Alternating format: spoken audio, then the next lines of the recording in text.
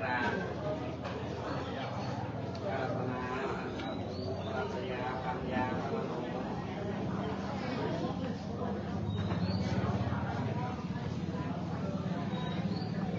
ลงมือด้วยนะครับ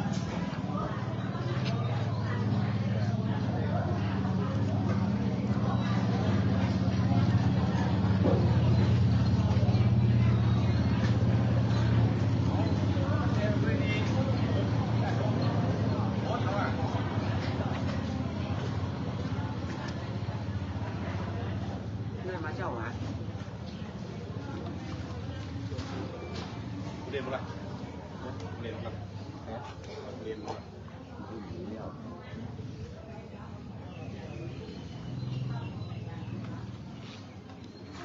ดีเดี๋ยวไปดีคนละจะไปแข่งที่ดีเดี๋ยวเอาไปซื้อที่เขาอันนี้โอ้เดี๋ยวราคา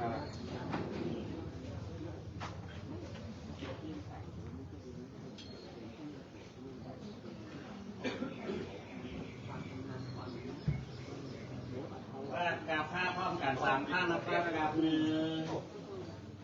กราบ2กราบ3มีคาถาว่ามีอยู่ได้มีคาถาทุกวันมันมีอยู่ได้ไหว้พระบูชาพระรัตนตรัยพร้อมกันนะครับอิมินาสักการเนะพุทธังปูเชมิอิมินาสักการเนะธัมมังปูเชมิอิมินาสักการเนะสังฆังปูเชมิอะระหังสัมมาสัมพุทโธภควาพุทธังภควันตังอะภิวาเทมิสวากขาโตภควตาธัมโมธัมมังนามัสสามิสุปฏิปันโนภควโตสาวกสังโฆสังฆังนะมามิยอมพระบาทพร้อมกันนะครับเนอะ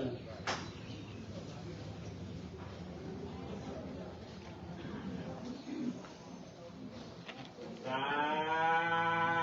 ธุโอกาสะโอทานะปินทะขาตังตานังนิพพานังปรมังสุขังสาธุโอกาสะโอทานะปินทะขาตังตานังนิพพานังปรมังสุขังสาธุโอกาสะโอทานะปินทะขาตังตานังนิพพานังปรมังสุขัง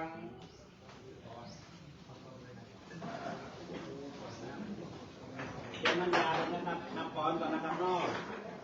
จากหน้าเลยนะครับ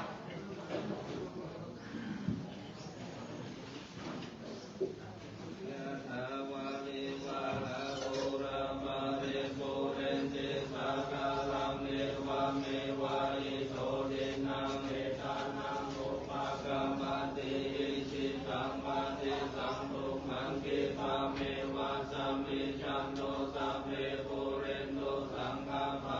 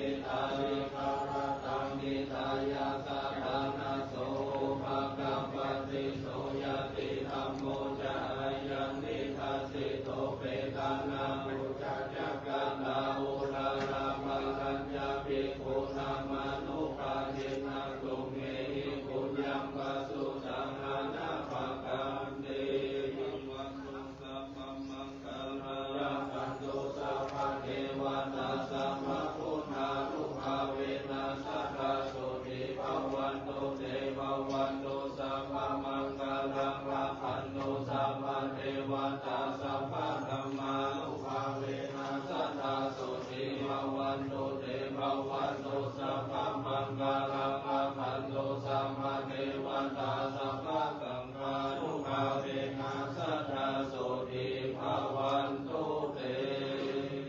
สาธุตั้งแถวหน่อยนะครับถ้าผมจะได้เที่ยวไปแถวนะครับ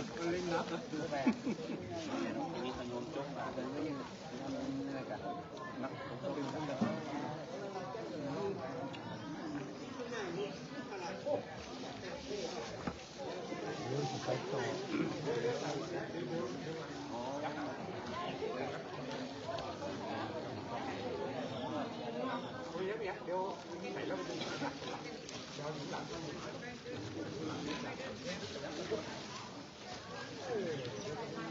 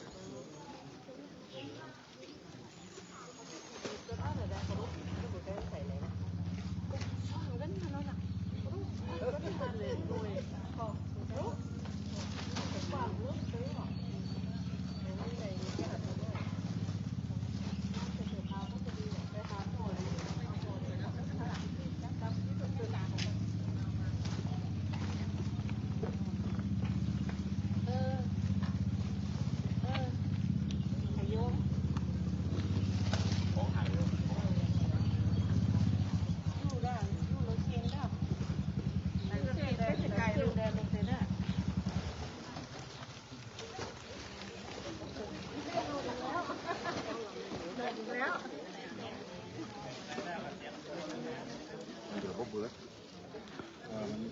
อันนี้ผมสวมอันนี้ก็อันนี้มาว่าแบบสี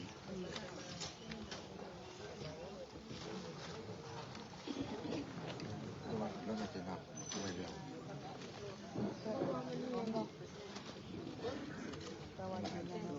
น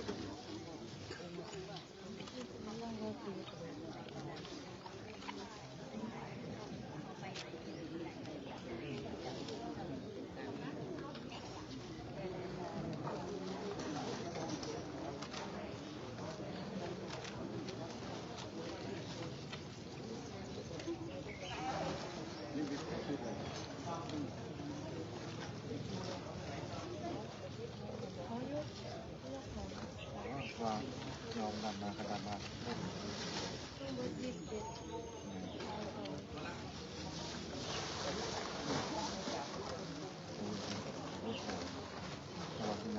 นำมาช่วยให้คุณได้อะไร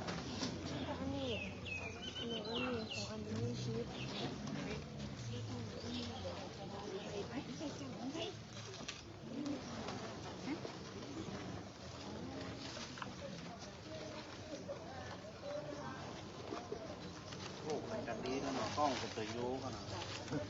ดีครับมันคือสตาร์มัน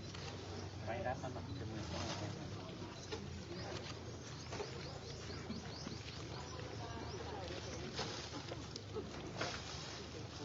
ได้ไปถ่ายรูปได้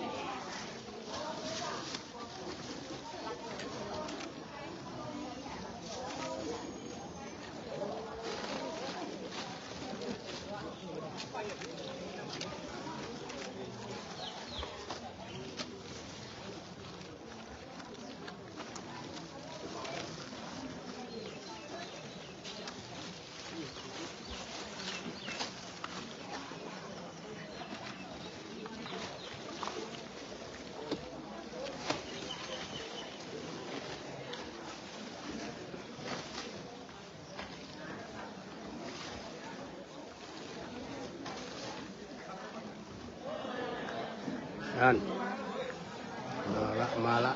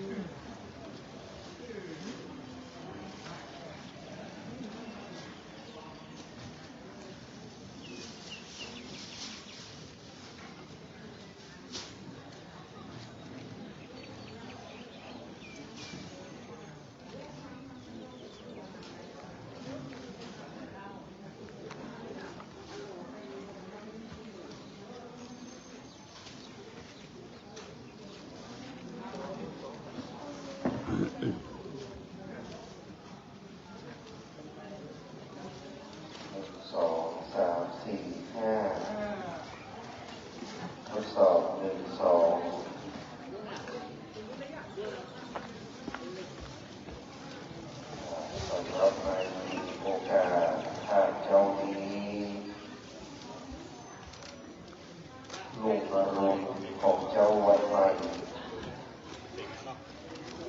เป็นเจ้าวัดเป็นมงคลอย่างยิ่งวันนี้เป็นรุ่งอรุณเป็นยามเจ้าที่ได้ทำบุญตักบาตรซึ่งในวันนี้ตรงกับเดือน11 มีนาออกได้3 ค่ำครับว่ามาตรงกับวันอาทิตย์ที่16ของเดือนสิงหาคมปีพุทธศักราช 2569 ได้เวียนมาบรรทุกครบรอบอีกวาระหนึ่งวันนี้เป็นวันชัยมงคลอันมีงามที่เราได้มาพิธีการโดยมงคลยิ่งซึ่งสำหรับในวันนี้ทำได้ในรถเพื่อต้นข้าขอการนมัสการถวายความเคารพซึ่งพระรัตนตรัยมีพระพุทธพระธรรมพระสงฆ์เป็นต้นเป็นประธานต้องน้อมกราบองค์พระพุทธปฏิมากรพระพุทธรูปได้ปฏิสถานสถาปนาตั้งไว้ในวิหารในโลโบสถพระบาทเจ้าเจดีย์แห่งวัดศรีมงคลอันเป็นฐานอันตรวิเศษณที่นี้ด้วยความนอบน้อมในพระแก้วเจ้าทั้งสามขอถวายความเคารพในบารมีความแห่งหลวงพ่อพระประภูมิจิยากรเจ้าพระคือเมตตาหลวงพ่อพระธาญาประธานสงฆ์พระประภูมิสิทธิสุขการรองเจ้าพระคือเมตตาอุบาวัฒนาของนักไทยพร้อมช่วยพระสังฆเจ้าทุกรูปซึ่งในขณะนี้ของพระเจ้าพระครูเทพพระองค์ประสิทธิ์ว่าเทพประสิทธิ์สมียกเนื่องในพระเจ้าธรรมรงค์พร้อมด้วยพระสงฆ์ที่หลายรูปที่ได้โปรดเมตตาอันมีพระครูธรรมนรสุทัศน์มหาประโมดรเจ้าว่าพระรัตนปรายาสิทธิ์พระครูวินิจชัยวัฒน์รองเจ้าคณะโอภาสเศร้าธรรมทานรชัยอธิการชัชวาโชติวันโต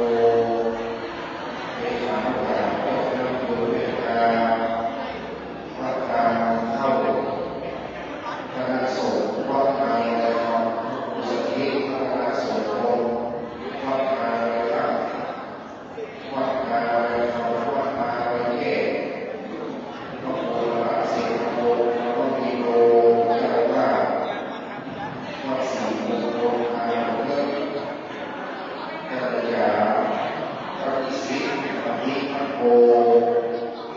อาณาผู้ของเราพระสงฆ์พระเจ้าแต่ละผู้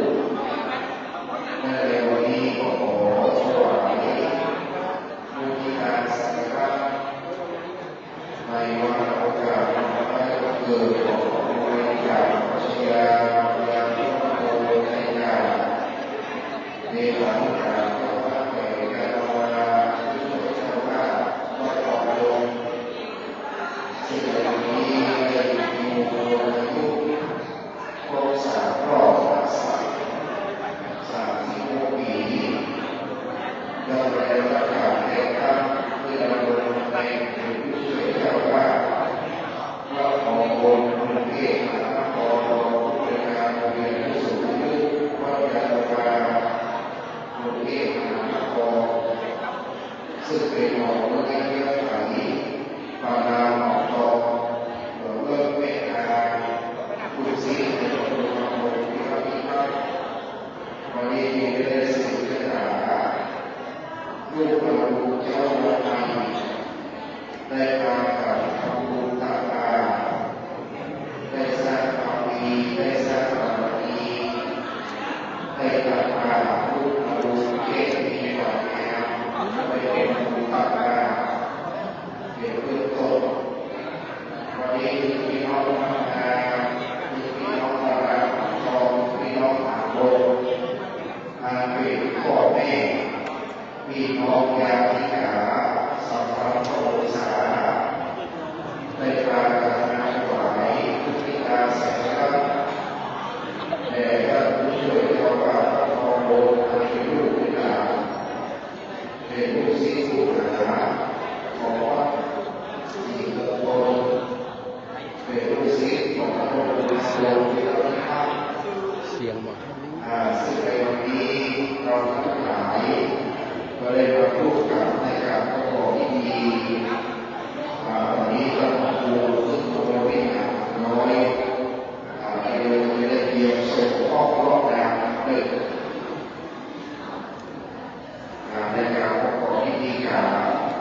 งาม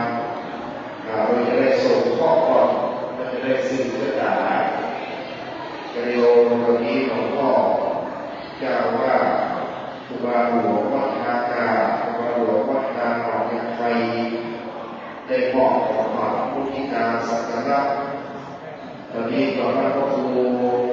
พระนาการโกศลเจ้าคณะตำบลคาป่ารุวัดคาป่าเปาพระครูวินิจชัยวัฒน์พระครูสังฆิตพระนาสมบูรณ์พระครูเอกพระครูประสิทธิ์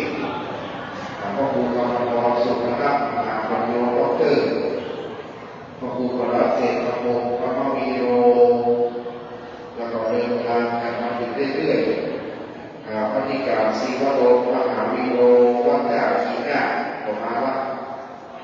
พระนักสงฆ์มาจากแต่ละลูกประมาณว่าได้น้อมถวายจากพระพระสงฆ์องค์พระเจ้าวันนี้สังฆาปัญญาเลิศแล้วก็สังฆาปัญญาปัตตองเดินทางมาเป็นจำนวนมากสังฆากรุงเทพก็มาหลายนะวันนี้กรุงเทพมาหลาย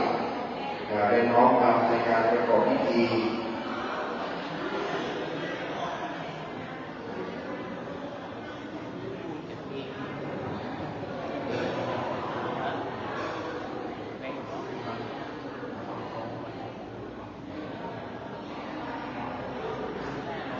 ตอนนี้ก็เดินทางมาอันนี้มันจากกรุงเทพเลยครับโอ้บุรีรัมย์อีสานได้หลวงพ่อ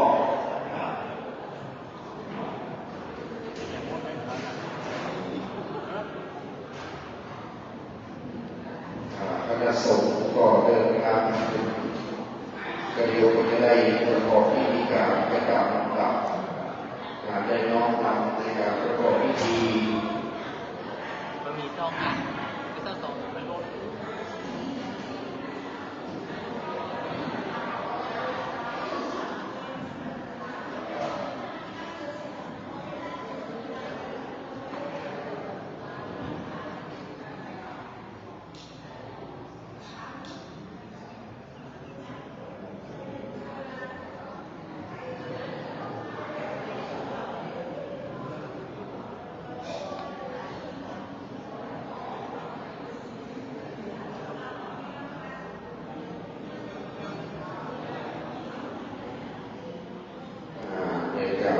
ประกอบพิธี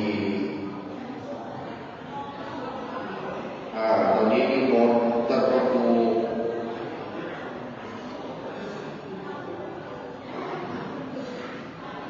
จะได้ประกอบพิธีการส่งข้อก่อนเบื้องต้นจะได้เกี่ยวส่งปล่อยเดี๋ยวตกเขียน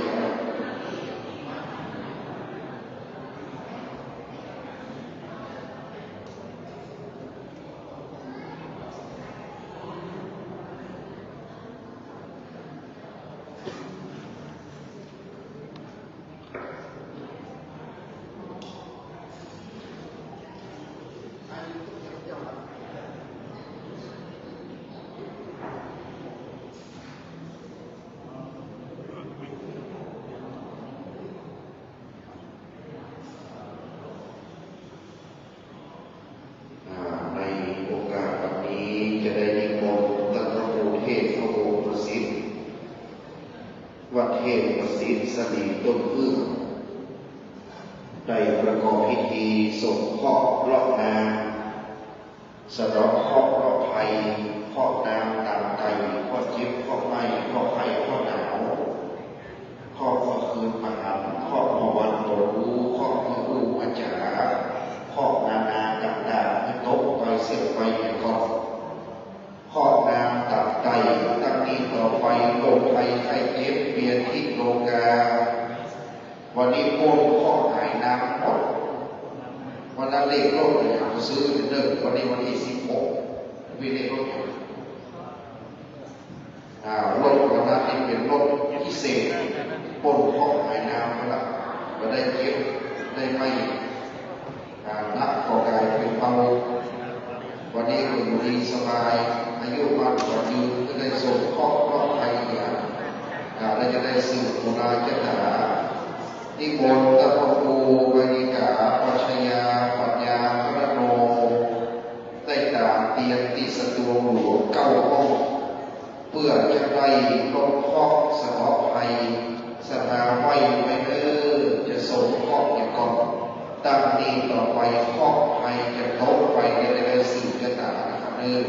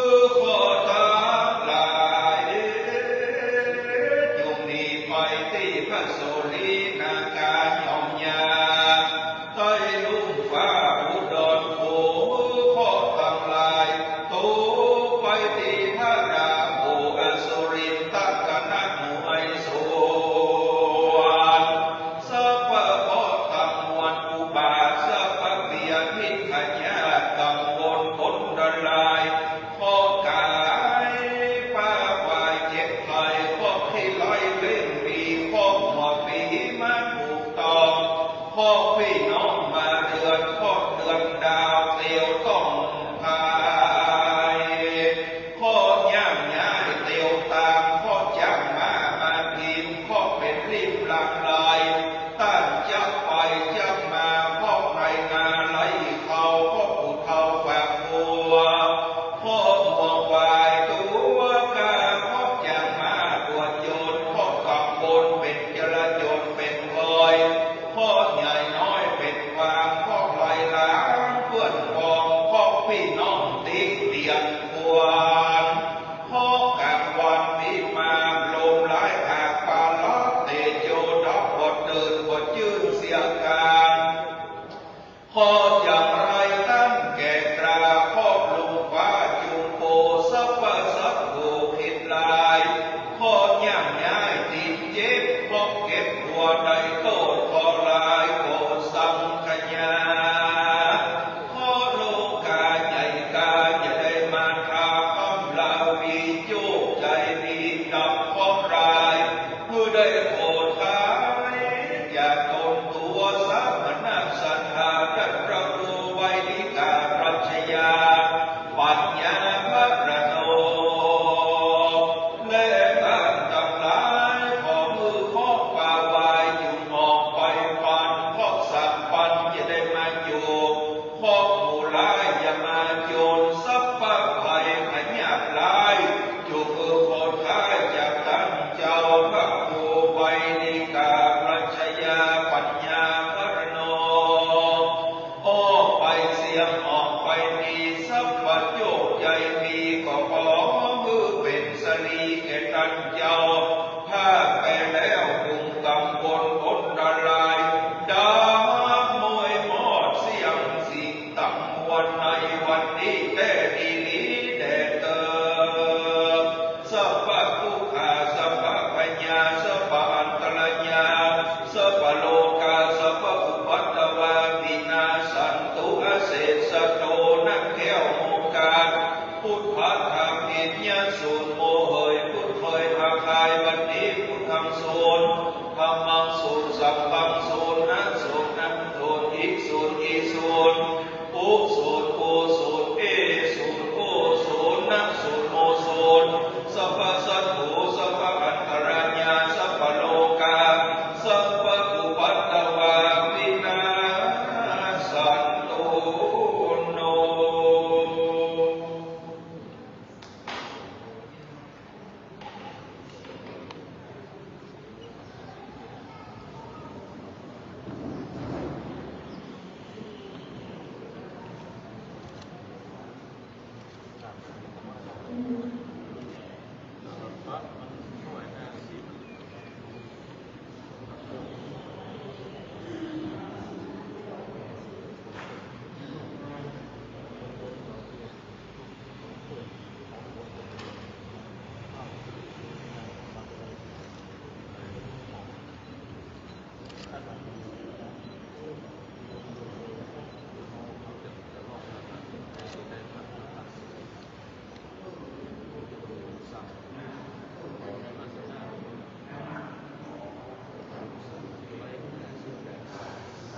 เรียวขอ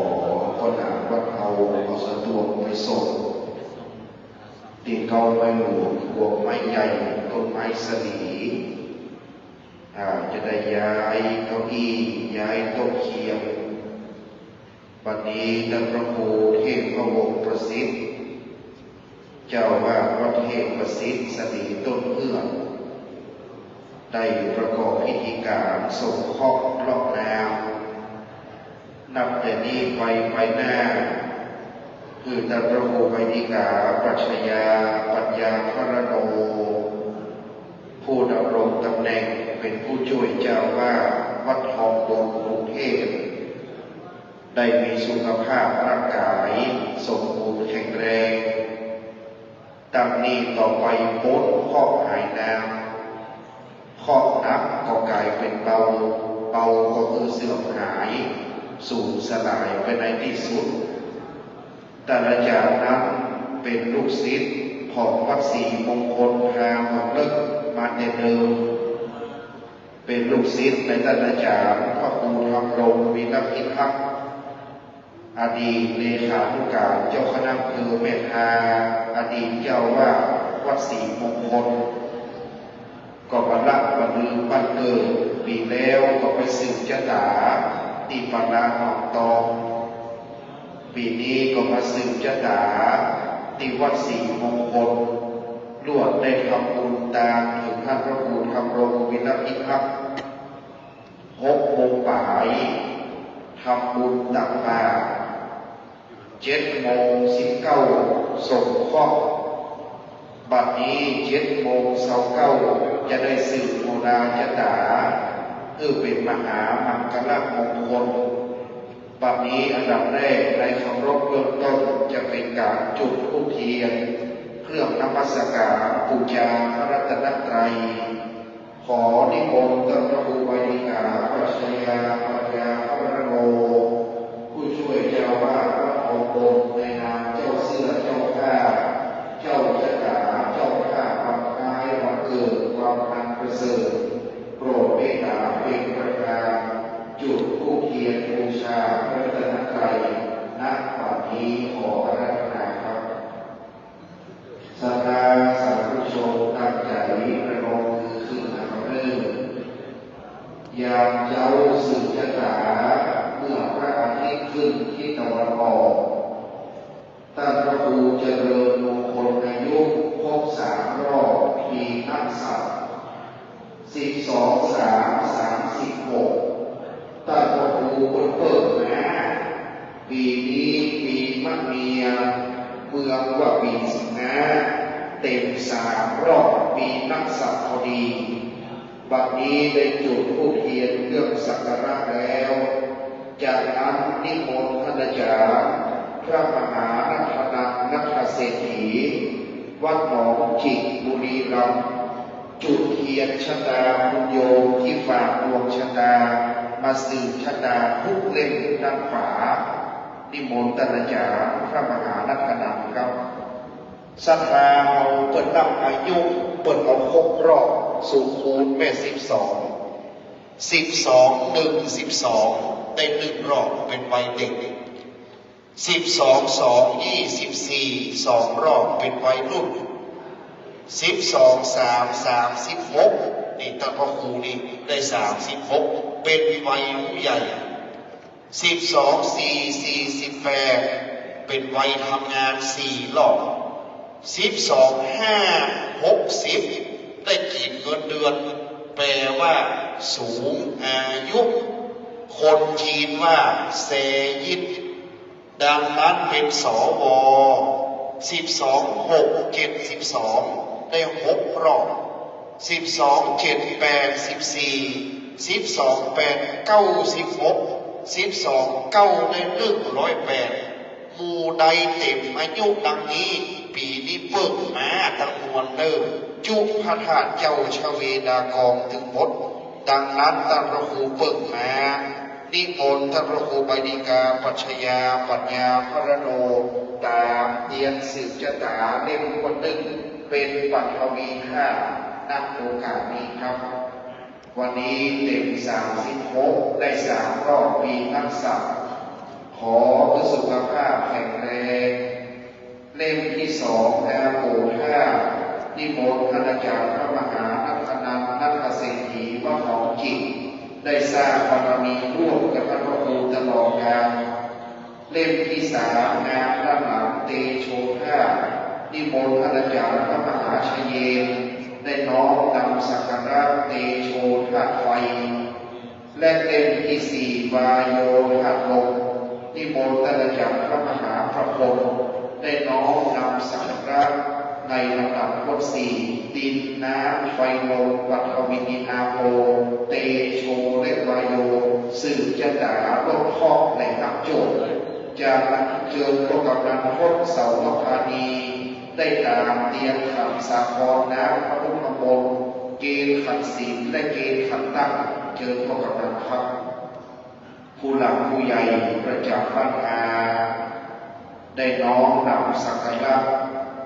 วันนี้ถึงพี่น้องปาลาหนองตองพี่น้องหนองเลิกปัญหา 3663วันนี้เป็นวันที่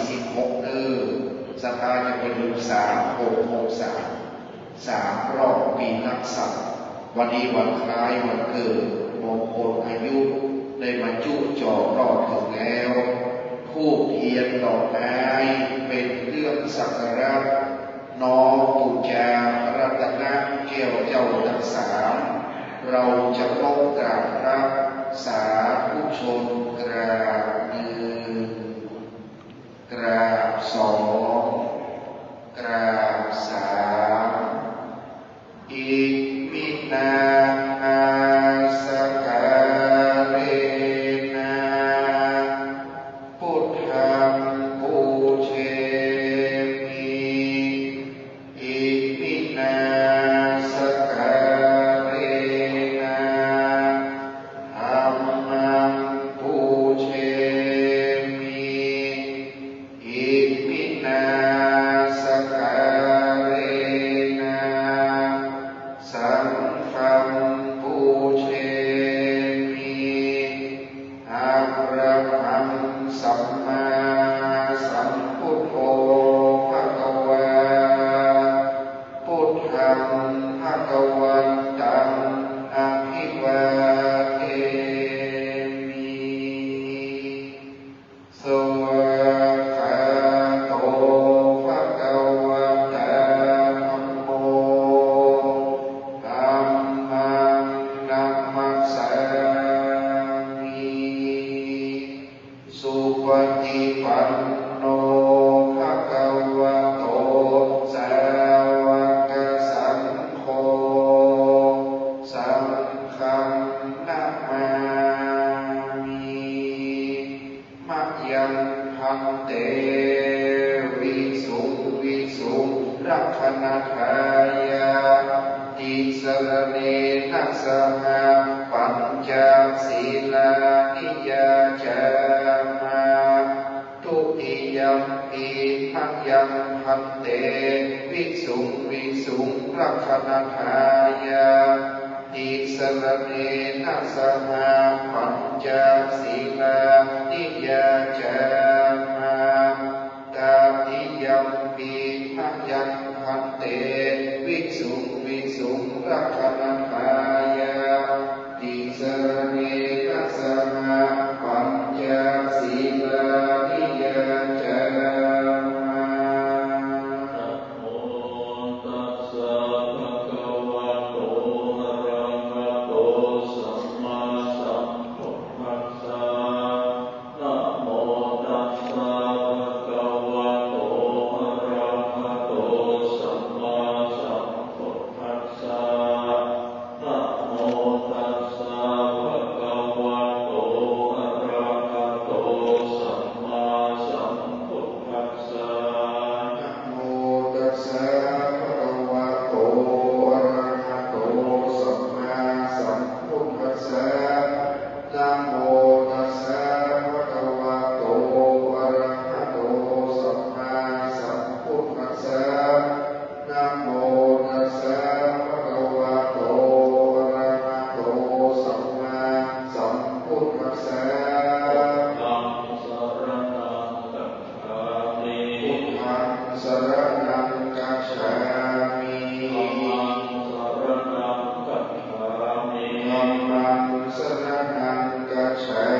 มิ สังฆังสรณังกัจฉามิ สังฆังสรณังกัจฉามิ ทุติ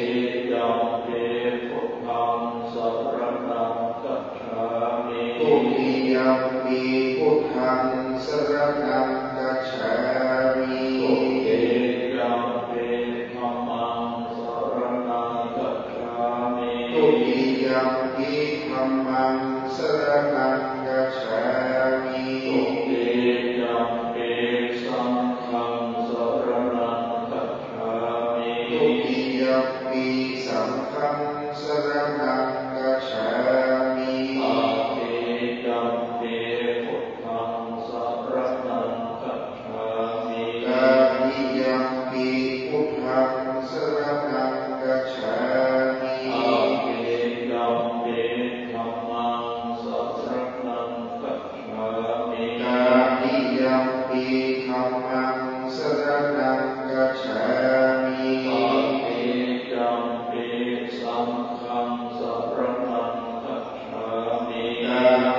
มปิสังฆังสรณังกัจฉามิสรณะกัมมังนิทิตังอาภะพันเตปานาติปาตาเวระมณีสิกขาปะทังสมาธิยามิ ปานาติปาตาเวระมณีสิกขาปะทังสมาธิยามิ อาทินนาทานาเวระมณีสิกขาปะทังสมาธิยามิ อาทินนาทนาเวระมณีสิกขาปะทังสมาธิยามิ สาเปสุภิกขาจาราเวระมณีสิกขาปะทังสมาธิยามิ กาเมสุวิชาจาราเวระมณีสิกขาปะทังสมาธิยามิ มุสาวาทาเวระมณีสิกขาปะทังสมาธิยามิ มุสาวาทาเวระมณีสิกขาปะทังสมาธิยามิ สุราเมรยามัคคะปมาทฐานาเวระมณีสิกขาปะทังสมาธิยามิ สุราเมรยมัจจปมาทฐานาเว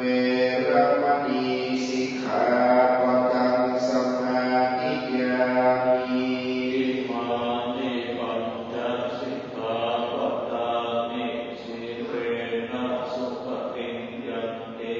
สิเรนะโภคสัมปทาสิเรนะทิฏฐุติยันติตัสสมาสีลังวิโสภะเย สาธุสาธุสาธุในคำรบเบื้องต้นพระบรมบริกาอปัชญาปัญญาพระโรผู้ช่วยเจ้าว่าวัดทองบุญกรุงเทพมหานครประธานเจ้าท่าในวาระโอกาสมงคลอายุครบ3 รอบปีนักษัตริย์36 ปีปูชาผู้เทียนดอกไม้ไหว้พระสมทานศีลเป็นเบื้องต้นคณะสงฆ์มีพระมหานักนันท์พระมหาชเยนพระมหาประพลได้น้อมนำสักการะตามเตียงสิบจตาสะเดาะเคราะห์หักโจมพร้อมด้วยคุณโยมเจ้าภาพญาติผู้ใหญ่จากปาลาหนองตองจากสี่มงคลทางหกเรื่องปัญหาและกรุงเทพพร้อมกันสักการะพระรัตนตรัยแล้วก่อนที่จะสืบชะตานั้นด้วยเถระบัญชาแห่งหลวงพ่อพระครูมนูกิจยาภรณ์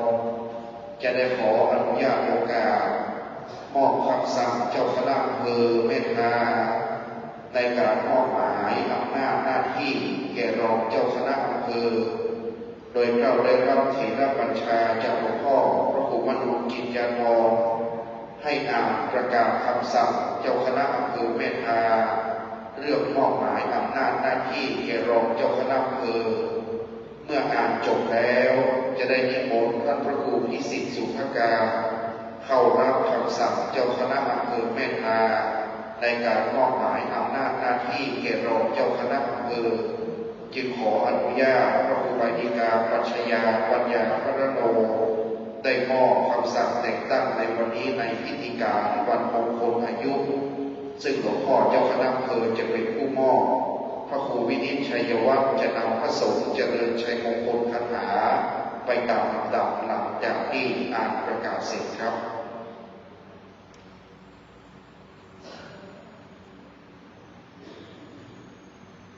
คำสั่งเจ้าคณะอำเภอเมตตาที่1/2569เรื่องมอบหมายอำนาจหน้าที่แก่รองเจ้าคณะอำเภอเมตตาอาศัยอำนาจ แห่งกฎมหาเถรสมาคมฉบับที่ 23 พุทธศักราช 2541 ว่าด้วยระเบียบการปกครองคณะสงฆ์ออกตามความในพระราชบัญญัติคณะสงฆ์พุทธศักราช 2505 แก้ไขเพิ่มเติมโดยพระราชบัญญัติคณะสงฆ์ฉบับที่ 2 พุทธศักราช 2535 จึงมอบหมายอำนาจหน้าที่ให้พระครูวิสิทธิสุภการกมลสันติมโนรองเจ้าคณะอำเภอแม่ทาวัดทาหนองยางไทยตำบลทากาทาผู้หลวงอำเภอแม่ทาจังหวัดลำพูนเป็นผู้ช่วยเจ้าคณะอำเภอแม่ทาปฏิบัติหน้าที่รับผิดชอบในการสั่งการอนุญาตการอนุมัติการปฏิบัติการคณะสงฆ์ตามพระธรรมวินัยและคำสั่งของผู้บังคับบัญชามีหน้าที่ควบคุมกำกับดูแลตรวจสอบติดตามประเมินผลเร่งรัดการปฏิบัติการคณะสงฆ์และส่งเสริมการรักษาความเรียบร้อยดีงามในคณะสงฆ์ดังต่อไปนี้ 1. งานด้านการศาสนศึกษาและด้านการศึกษาสงเคราะห์อันประกอบด้วยส่งเสริมการศึกษาบาลีและนักธรรมรวมถึงธรรมศึกษาสนับสนุนทุนการศึกษาแด่พระสงฆ์สามเณรและเยาวชนร่วมมือกับโรงเรียนในท้องถิ่นและครูสอนศีลธรรมในโรงเรียน 2. ด้านการเผยแผ่พระพุทธศาสนาอันประกอบด้วยพระธรรมทูตพระนักเผยแผ่พระวิปัสสนาจารย์สำนักปฏิบัติธรรมงานหมู่บ้านรักษาศีล 5งานหน่วยอบรมประชาชนประจำตำบลวันสำคัญทางพระพุทธศาสนาและส่งเสริมประเพณีท้องถิ่นอันหนึ่งงานที่มีความสำคัญต่อการคณะสงฆ์หรืองานอื่นๆใดๆที่ต้องปฏิบัติร่วมกันให้เจ้าคณะอำเภอและรองเจ้าคณะอำเภอร่วมกันรับผิดชอบเช่นงานวันสำคัญของชาติให้ดำเนินไปด้วยความเรียบร้อยดีงามทั้งนี้ตั้งแต่บัดนี้เป็นต้นไปสั่งณวันที่ 4 เดือนสิงหาคมพุทธศักราช 2569 พระครูมนูกิจจาภรณ์เจ้าคณะอำเภอแม่ทา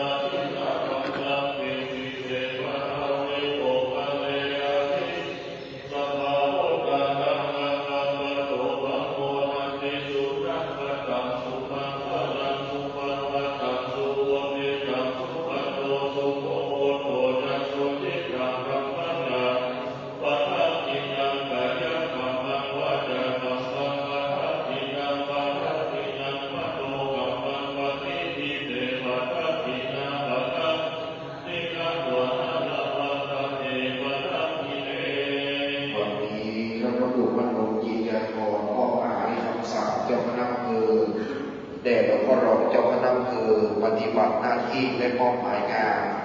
ต่อจากนี้ไปจะสืบชะตาแล้วนิมนต์คณะสงฆ์มีพระครูบรรณิกาปัชญาได้นำได้สายสิญจน์เหนือศีรษะพร้อมด้วยคณะสงฆ์4 รูปศรัทธานำได้สายสิญจน์เหนือศีรษะลงเวียนรอบศีรษะพระสังฆเจ้าจะได้เจริญพุทธมนต์สืบโบราณชะตาหลวงเป็นมงคลอายุ3 รอบปีนักษัตริย์36 ปีบารมีพระครูบรรณิกาปัชญาวัดทองบนมงคลได้เกิดขึ้นแล้วนักบัดนี้ครับสัพเพกาเมจรูเปอิริสิขรตเตจันตลิเขวิมาเนทิเประเพยคาเมตรุวนากาเอเกหาวัตถุหิเขเตภูมิมัทธาโยจตุโลกปาลราชายมราชาอินโตเวสุวรรณราชาอริยเมตโยโพธิสัตตาวกาโยอริยสาวกา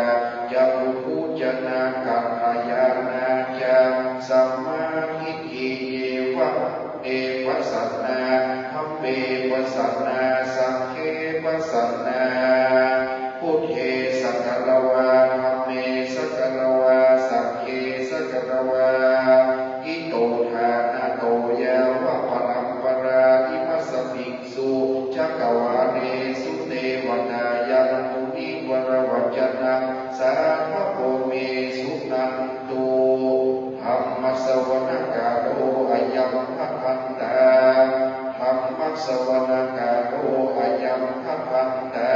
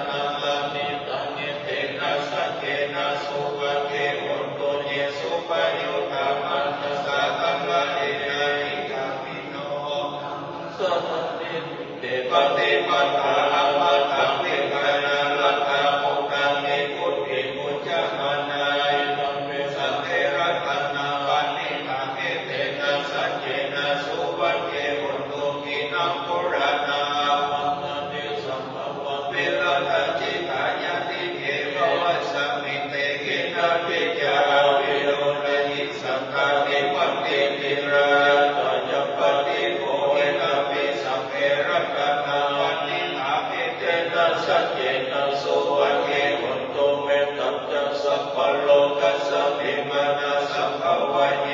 ปาริมานามุทังนาโตปัจริยัญจาสัพพะภะคะเวระคัสสะปะปะติทัญญารามิสิโนวาสัญญาโนวาจัมปัตตสาวิกังกัมเตโตเอตัสสะติกะติทายังธรรมังเอตัมวิหารังเอกัมมาอุเตติจานะโตปะกะมาสิลาวะสันตินะสัพพันโตกัมเมสุวินัยเกตัมมาหิจตุกัปปะสัยปุณะเร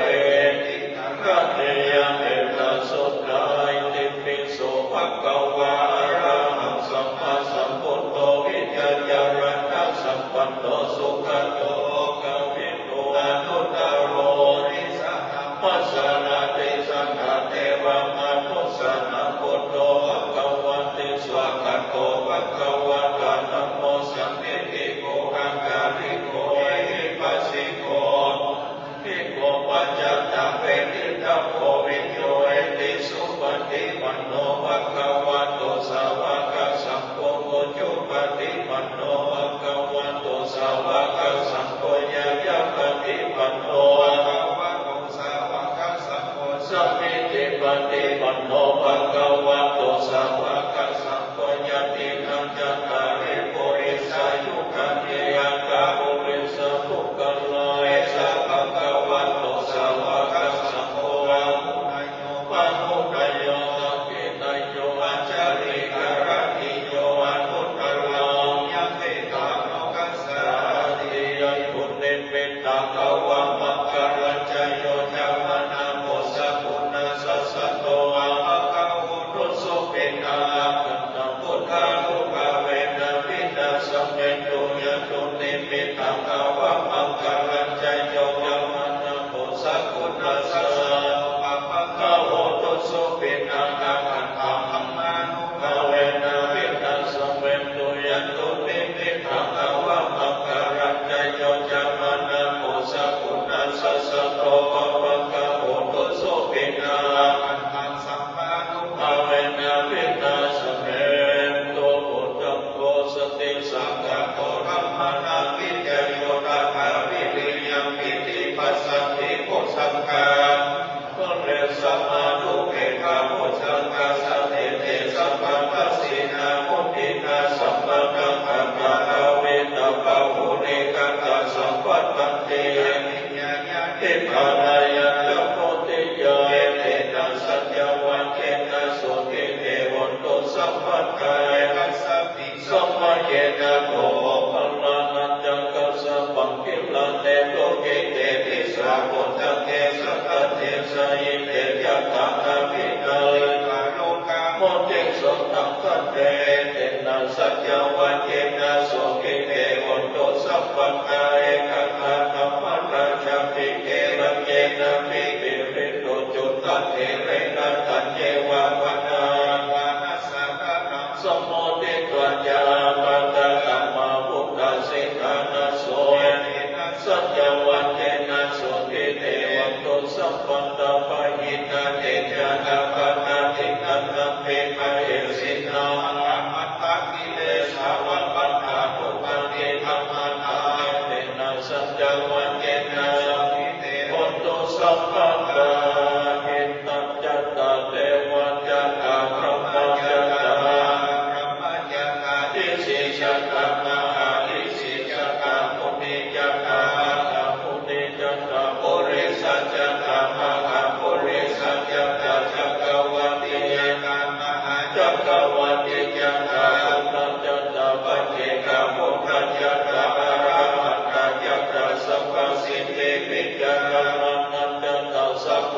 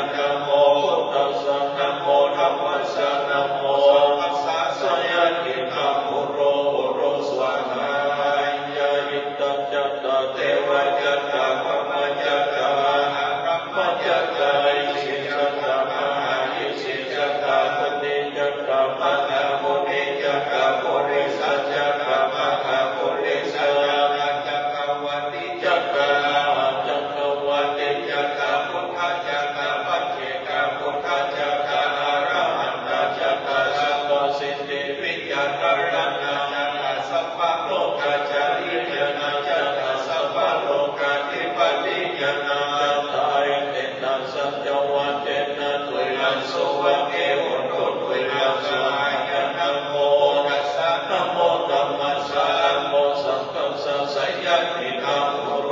โรสวหายยะอินตัจจตัเทวจักรวาจักรพระมจักรายเสียจักรมาหายเสียจักรมุนีจักรมาหามุนีจักรปุริสัจจักรมาหาปุริสัจจักรจักรวันเตมหาจักรวันเตจักรพุทธจักรปัจเจกพุทธจักรอาราหันตจักรสัพพสิทธิวิจารมัณัญจัตตสัพพโลกายานิญาณัญญาสัพพโลกายิปฏิญาณัญญาตาเอตสัจจวัตเตตตุยโสวัตเตโนตุยหังสหายะนะโมพุทธัสสะนะโมธัมมัสสะนะโมสังฆัสสะสยตินาโรโรสวหา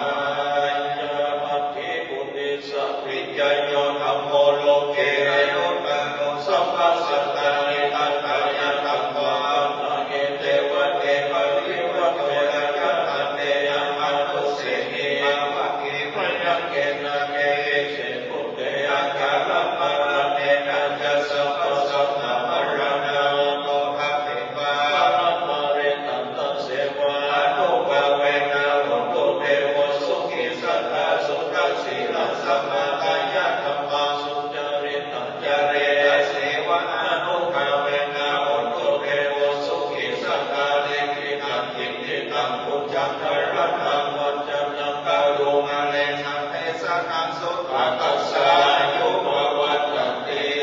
อุติสัพพิจโยธัมโมโลเกอนุตตโรสัพพสัตตานิทัตถายะธัมมังคัจฉาเทวะเตปริวัจเจระจาตันเตอมานุเสหิภาวะเกพยะเกนะเกวิเสปุเตยังคาระมะระเนนะจัสสะปัสสะมะระนาโมนะมิปัตตานาภาริตังตัมเสวะอนุภาเวนะอุตุเทวะสุขิสัตตาสุขสีลัสสะมาทายะธัมมาสุจริตัญจเรตเสวะอนุภาเวนะอุตุเทวะสุขิสัตตาริกิตังจิตติตังปุจจารณา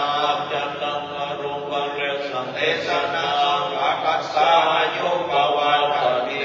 มัคคะกรุณิโกนะโตอิตายะสัพพะปาตินาโกเลภะปาระมิสัพพะปัตโตสัพโพธิมุตตมัง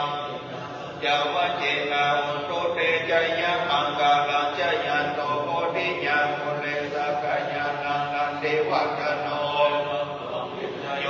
อิจยะสุจยะมังกาเลอัปปาราธิปะปัญญังเกสิเสปัทวิโภคาเลสัพพพุทธานังอาคัปปะโตปะโมทัตติสุนาภาตังสุมังคลังโสติตังสุขันโนสุโมโตจะสุญิตาปมัจจาริสุปัฏฐกินาวัจกัมมังปัฏฐกินังปัฏฐกินังปัฏฐกัมมังปณิทิเต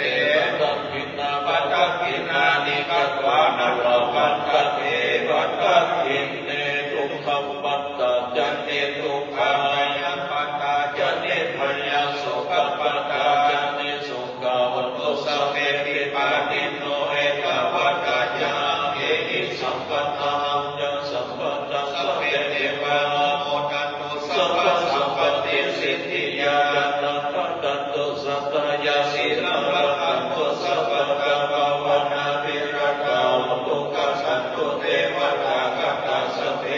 นะปัตตะปะเจกานัญจยังปะลังอาระหันตานัญจติเจนะรัตถัมปันตามิสัพพะโสมะโปรกยปะระมา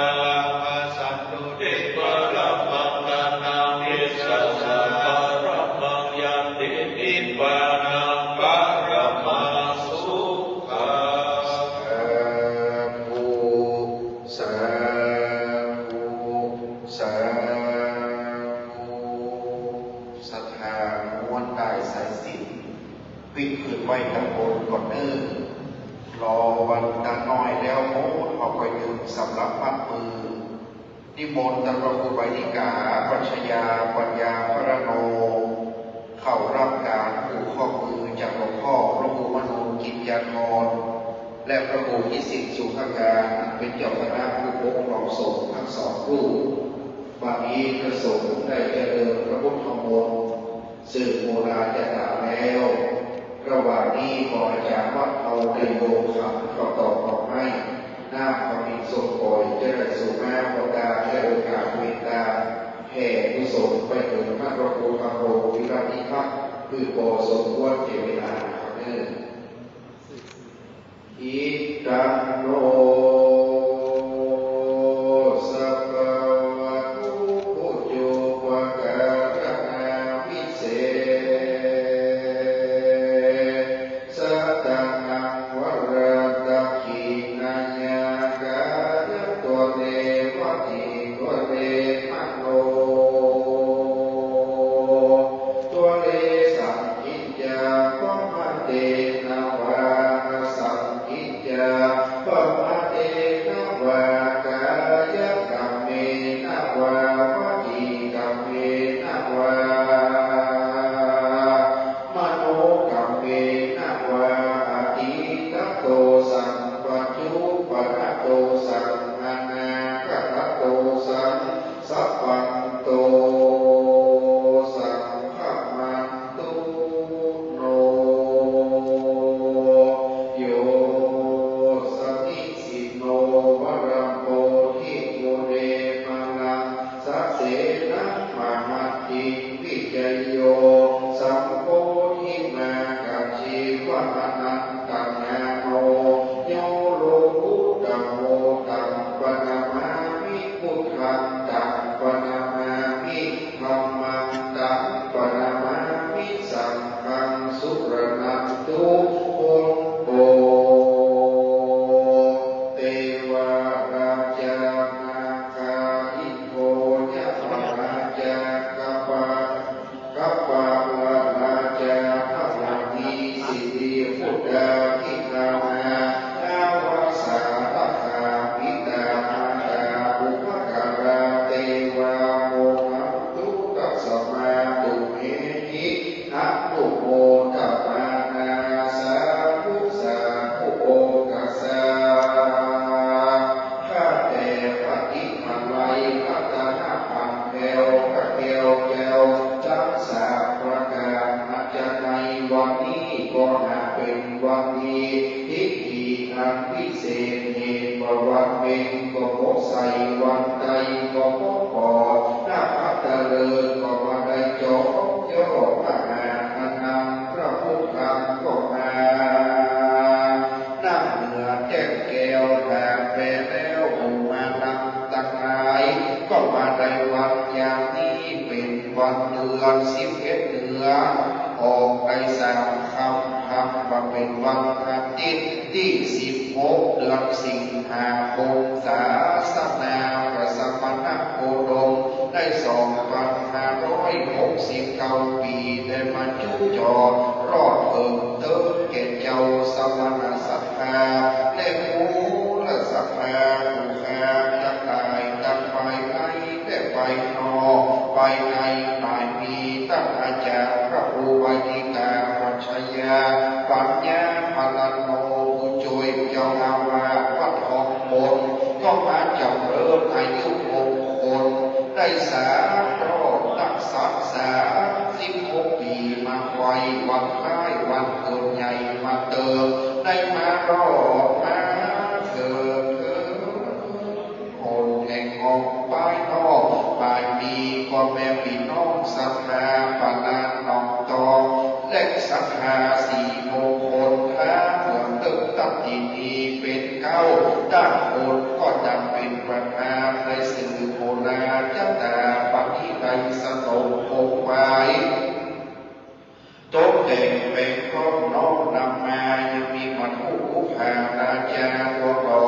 ดังเขาตอกดอกไม้และลำเตียงจะทุกข์ใจใดยวัตถุดาไปยกยืนยอนไหวคือเป็นการเถิดแก่พระเกียวเจ้าตั้งสามประการขอพระเกียวเจ้าตั้งสามประการจุมีธรรมะเมตตาไหวนาปฏิกัมหารับเอายำวัตถุยิ่งสิ่งของการพัฒนาและสถาปนิวานตาตั้งมวลภูนี้เมื่อคือแล้วเสียงกรรมกรรม บันอุดมสมสารบุตรที่จุเยื่อมจุประกาศพุทธสารบุญญาลายสีขียาตานินามีมาตั้งประภูไวนิกาปัจฉยาปัญญาพระโตนายานาภูตาจะได้มุทิสาฝาไปหาเทวบุตรและเทวดาตนรักษาวัดวาว่าพุทธศาสนาตัตินีเป็นเก้าเทวดาเจ้าอังอยู่เฝ้ารักษากายเนื้อตนตัวอันไปก่อนหน้าและตามหลังพระภูมิเจ้าที่และพระกรณีสักดีพุทธามาตนจำมุขจำปากตนจำน้ำยาหมายตาอินตาภพยมมาราชพุทธนาน้ำปรมัยไอสวนแม่กรณีเจ้าที่เจ้าทานเต้าจตุโลกบาลสี่มงคาจอเชื่อมเนาพ่อเกิดแม่เกิดเจ้ากรรมและนายเวรแห่งตนตัวพระภูมินิกาปัจฉยาปัญญาปรโนใจกาก็เต้าแต่ด้านหลังน้ำยาผู้ที่สาเพื่อเป็นตาเกิดแก่ผู้ราพาจากต่างลายอันมีดวงวิญญาณตั้งเอาผู้ทำรงวีละทิทักทรงสักมหาวิโรอันได้อบรมสั่งสอนมาปิตามารดาผู้ย่าตายายบรรพบุรุษเจ้าต่างหลายอันได้ล้มหายตายจากไปขอบุญนี้ไปรอดไฟจุดจอดรอดเถิดเติมตันเขาเจ้าตั้งต่างหลายขอเต้าแต่นั้นได้ทบแต่งนามายังเครื่องบูชาส้มสื่อจันดามิตังไอกับสลีมากเมียงปูบุรีเขาเปลือกเขาแสบเป้าตามแต่คุยงอยจ้องน้อยจุงใจวัดเกล็ดไหวไปมาอย่างใจเลื่อเรื่องงามมาตั้งในสังฆาตัตินีเจ้าที่สาหายแก่ไปเถิดแก่พญาอันป่าพ่อข้อเจ้าตั้งแปดอับเดียวอับเวทไปมาในกลาดัสสะ12 ราศีปีเดือนวันยามพระอาทิตย์จันทร์อังคารพุธศุกร์เสาร์ราหูเกตตกอาฆาตตังเก่านะครับตะเลิกเจ้าสาวเจ็ดตัวแม่วันวันใดตัวตึงได้สำเร็จวัดหูต้องของหลักงานจัดตาจัดต้นจัดกลางจัดปลายพระโหมมาเลยักหลักงานจัดตาแห่งพระภูมินิกาปัจฉยาปัญญาพระนโมใจกาขอเพิ่มบนเสียงอุปถาวะกับบนทั้งหลายก็ได้กลับกายเป็นโสมากตัวใดเป็นโสมากแล้วจึงนำมายังโจกปีโจกเดือนโจกวันโจกยามอายุปีอายุเดือนอายุวันอายุยามคือตั้งเขาภูมิผิวพันธ์วันงามของแอวได้โพ้นเสียจากโรกาพญาธิตั้งหลายตั้งมวลนับแต่นี้ไปเมื่อนาคือตั้งเขาภูมิกาปัจฉยาได้เจริญสังหารพรออกงามไปดูปิดุหนามั่งแก่นในบวรพระพุทธศาสนาได้เจริญวัฒนายิ่งกว่าเก่าได้109 วันปูนปุณณะไปบุญก็ได้กับศาสนากับศาสนาวัดวาอารามก็ได้งามด้วยศีลธรรมกับวัฒนาไปข้างหลังต่อเต้าได้120 บอกเอาพระวสาตั้งจุจำมีเทียบแต่พิธีตาตังเมวันนิสุธรรมสุตินังวัฏเมตังกังอาสวัคยาวหังนิปานัปัจจโยโหตุโนนิจังวัฏนิปานังสุขังวัฏนิปานังสานังวัฏนิปานังนิปานังปัปรมังสุขังนะโมตัสสะภะคะวะโตอะระหะโตสัมมาพุทธัสสะนะโมตัสสะภะคะวะโตอะระหะโตสัมมาพุทธัสสะนะโมตัสสะภะคะวะ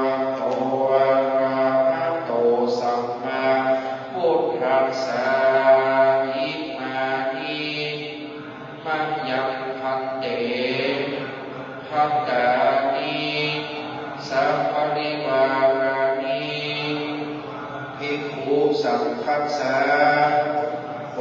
โนชยามาสาธุโนพันเตภิกขุสังโฆอิมานิภัตตานิสัพพริวารานิปฏิคันหาตุอัมหากังทีฆรตังอิตายะสุขายะข้าแต่พระสงฆ์ผู้เจริญข้าพระเจ้าทั้งหลายขอน้อมถวายภัตตาหารกับทั้งของบริวารทั้งหลายเหล่านี้แด่พระสงฆ์ขอพระสงฆ์จงรับภัตตาหารกับทั้งของบริวารทั้งหลายเหล่านี้ของข้าพเจ้าทั้งหลายเพื่อประโยชน์และความสุขแก่ข้าพเจ้าทั้งหลายตลอดกาลนานเทอญสาธุ ได้จิตใหญ่ตามหลวงคราวนี้ส่งบุญแผ่ที่มนต์พระภูมิกาปัจฉยาปัญญาพระโนน้อมถวายกับพระพุทธเป็นพุทธบูชาหน้าเทพแก้วพระเจ้าถวายต่อองค์สมเด็จพระสัมมาสัมพุทธเจ้าวันนี้นานไปทั้งโมถึงเทวบุตรเทวดาพ่อเกิดแม่เกิดเจ้ากรรมนายเวรพ่อครูทำโรงวิรัติภาคพ่อแม่ปู่ย่าตายายผู้มีข้อมูลทั้งหลายให้ถวายถึงเป็นดาวต่อไปนี้8 รูปเจอผู้มีเกียรติ8 ท่านเข้าไปเทียบหน้าของพระคุณเจ้าและน้อมประเคนถวายดังต่อไปนี้คุณแม่คุณศรีคุณที่เจอเลยนะครับคุณวัฒนาซอนจันทร์คุณแก้วเรืองเพชรสจันทร์คุณพ่อโสมอินแดงคุณอาภิชาติจันหาคุณแสงกรุณยาวิจิตรคุณสายทองยาวิจิตรเรียนเชิญแม่พรพันธ์สุขสวัสดิ์เรียนเชิญนะครับ8 ท่าน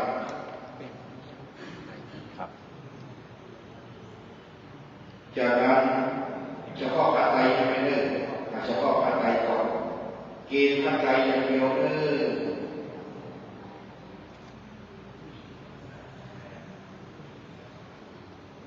ขาดไป1 คนขาดไป1 ครับ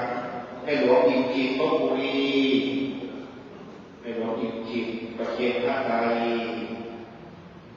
สาธุเกณฑ์นั่นกับหน้าที่รับรองเอาประเคนปัจจัยครับต่อไปขอสักการะเอานอกบ้านเลือกทองที่มาเจอกันหน้าครัวต่อมานะครับคุณหอกคุณเอกจากบุรีรัมย์ด้วยญาติผู้ใหญ่จากบุรีรัมย์ทุกเลยครับท่านใดที่มาจากบุรีรัมย์ขอเรียนเชิญด้านหน้าเลยครับบุรีรัมย์ทุกคนเลยครับบุรีรัมย์ทุกคนเลยบุรีรัมย์ท่านเชิญเลยครับสถาบันมองไปเลือกที่แล้วครัวต่อมาลูกๆเลยครับสถานีมาครัวต่อมาลูกเลยสถาบันมองแม่กับลูกเลยแต่มาครัวออกมาลูกมามีกี่คนที่เลยที่ถึงที่ของแม่สะท้อไม่กี่คนนะครับแม่สะท้อเสริมศรีแม่จิ๋วแม่ตับเพียงหัวพ่อเจ้าพ่อพระครูพ่อเสถียรพ่อเลิศศักดิ์เกณฑ์แม่จิ๋วไปเกณฑ์ครัวเลิศปันใดเกณฑ์แล้วแม่ไปเกณฑ์ครัวเดี๋ยวก็ที่เราโดนกันพระองค์มาบอกว่ามีคณะอาจารย์ขาดที่นั่นก็ที่เราโดนกันพระองค์มาบอกว่ามีคณะอาจารย์ว่าเราต่อขอพอที่เราโดนมานะครับ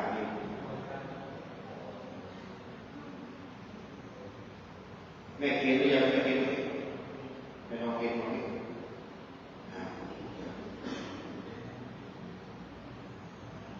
ขอบคุณศรัทธาที่มาช่วยกันได้ตัวขอบคุณศรัทธาจากบุรีรัมย์ด้วยนะที่ได้มาร่วมในวันนี้ญาติโยมจากบุรีรัมย์อีสานใต้โยมจากกรุงเทพโยมปาลาหนองตองโยมบ้านทองดูแลนักประมูบรรยากาศปัชญามาตลอดจนได้เจริญรุ่งเรืองได้รับตำแหน่งเป็นผู้ช่วยเจ้าวาดวัดหนองบนก็จะรุ่งเรืองไปเรื่อยๆแต่ตั้งแต่ต่อไปหลวงพ่อเจ้าคณะอำเภอจะมีการอนุโมทนาครับ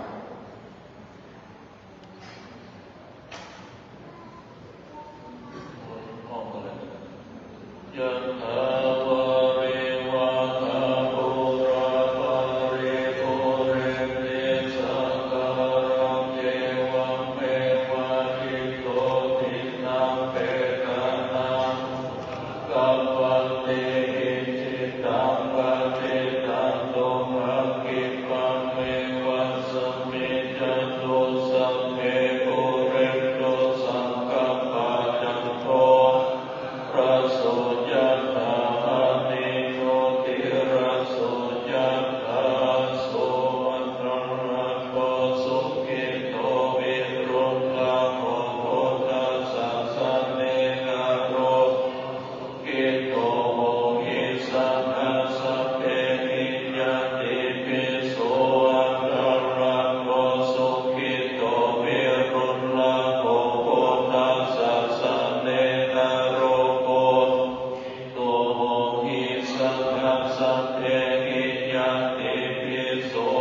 ตระโกสุขิโตวิรุณโหโหตัสสะสะเนสุขิโตโหหิสังฆสัพเพหิยติปิสัพพิติโยวิวัจจันตุสัพพะโรโคตุมาเตภวัตปัตตารายโยสุขีติกายุโกภวะนาภิวัตนาสานิจจังโคตาปัญจายโนจัตตารโอธัมมาวัฏฏันติอายุวันโนสุขังภะลัง สาธุอิตังตานาคัมมังนิพพานาใจโยโหตุโนนิจักขิตังสีลาคัมมังนิพพานาใจโยโหตุโนนิจักขิตังภาวนาคัมมังนิพพานาโยโหตุโนนิจังยังกินจิพุทธลังกัมมังกัตตังปังสัพเพหิกัตตังปุญญโนอนุโมโตสุนันโตโพโตเยเตวะอัสสมิหาเนติตามิคายุกาสัพพะโหตุสัพเพสัตตาสุอัตตานักวะริหารันตุมาตามิตาโรสุขิตาโหตุทุกขาปุญญโตสัพเพยาตักขาสุขิตาโหตุทุกขาปุญญโตสัพเพอัญญาตักขาสุขิตาโหตุทุกขาปุญญโตสัพเพปิสาจาสัพเพยัคขาสัพเพเปตาจักสุขิตาโหตุขัมภะปุญญโตสัพเพนัคขตาสุขิตาโหตุทุกขาปุญญโตสัพเพเทวาสุขิตาโหตุทุกขาปุญญโตสัพเพอาจาริโยปัจฉัยยาสุขิตาโหตุทุกขาปุญญโตสัพพะสัมปติโยสามิชันตุโกวันตาติพุทธังสัพพะเมวะโตสังฆัมมาธัมเมเทวันตามิธัมมังสัพพะเมวะโตสังฆัมมาธัมเมเทวันตามิสังฆังสัพพะเมวะโตสังฆัมมาธัมเมเทวันตามิกรุปัชฌายาจาริเยสัพพะเมวะโตสังฆัมมาเปพังเทวันตามิกัมปะทานังสัพพะเมวะโตสังฆัมมาเป วันเตวันตาปิอาราเววัพะสีมังสัพพะเมวันโตสัมภะเววันเตวันตามิเจติยังสัพพะอาเนสุปฏิกิตาสันนิฆะตุโยปะหาโพธิสักกาลังพุทธรูปังสัตตานังกะโลเกเทวะโลเกพระมาเกจัมโพธิเปลังกาธิเปสันนิราภาทุโยเกสาภาทุโยราตาภาทุโยเกนิยังกัตถะปุติจัตุราสีติอาเสธรรมะขัมเอสเวสัมปาตะเจติยังจักอะหังวัตตามิสัพพะโสสุนาหลวงพ่อเจ้าคณะอำเภอตนเป็นดาวนะครับเด้อวันตามิวันเตสัมปันนาภะระมังธัมมังเมมันเตมยากาตัมปุญญังสามินามานุโมตัปปังสามินากาตัมปุญญังอันตาตัปปังสาธุสาธุอนุโมทามิ